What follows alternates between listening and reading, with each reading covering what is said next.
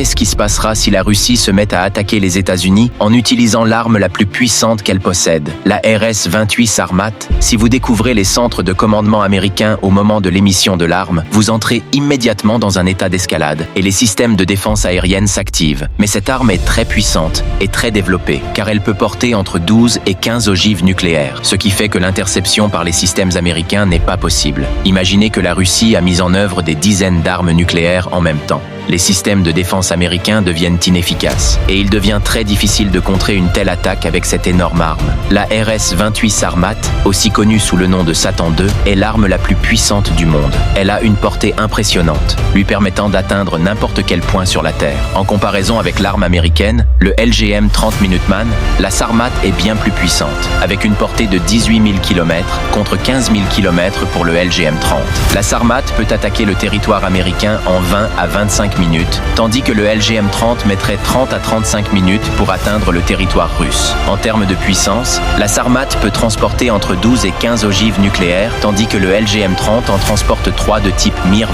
toutes capables d'atteindre des objectifs de manière indépendante.